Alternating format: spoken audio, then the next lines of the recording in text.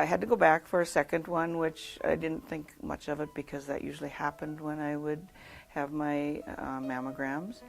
Then the next thing they said I needed to have the ultrasound biopsy, and so I had that on the 2nd of December.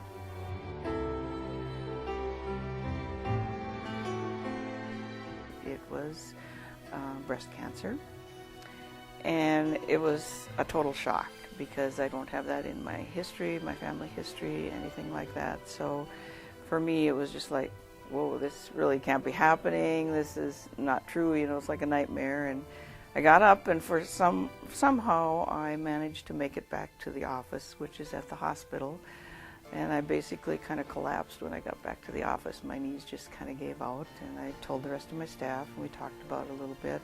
They were very, very supportive. I have a wonderful staff that I work with.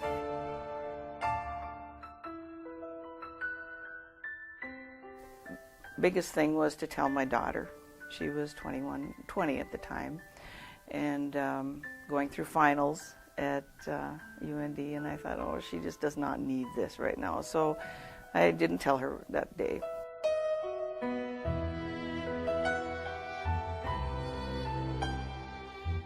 I met with Dr. Hape, and I said, well, I'd really like to wait till finals were done so I didn't have to say anything till then. And he said, you know, there is no good time to tell anybody, so let's just do it. He says, I have an opening on Wednesday. When I visited with Dr. Hape, he did give me the options. He said you could have a lumpectomy, you could have the mastectomy, you could do bilateral, you could do, you know, reconstruction, you could do implants, you could do it all at once. And I knew right away I was going to have the mastectomy. I had always felt that way, that if anything ever happened, I would have a mastectomy.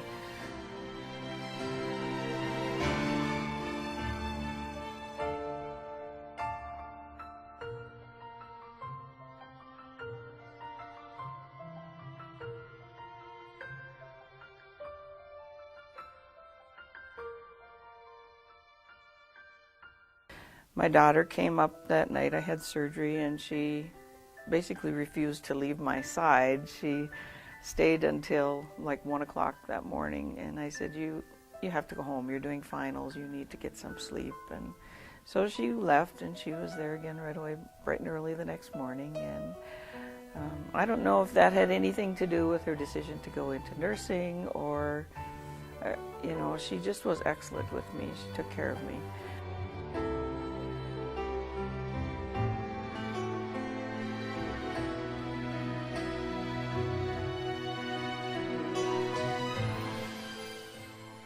She was wonderful also. She gave me some different options of prosthesis.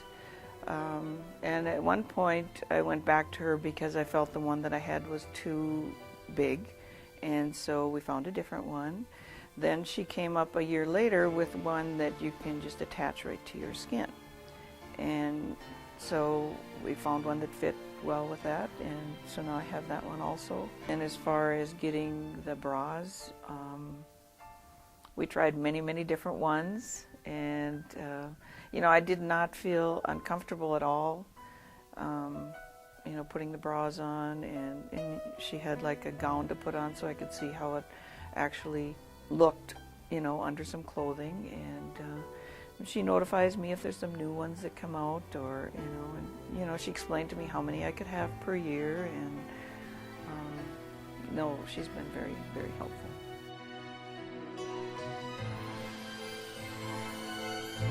I did again have the mammogram on my birthday. That was something I had to get through because when I was diagnosed I had it on my birthday, and this year I had it again on my birthday, and it went fine. And of course it's always nerve-wracking when you get those mammograms again, because I still think they should give me half price, but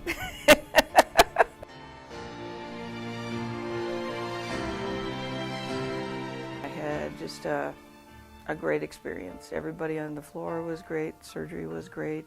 I had no pain, I had no problems whatsoever. Everything was, like I said, my care was great, everything just went really well.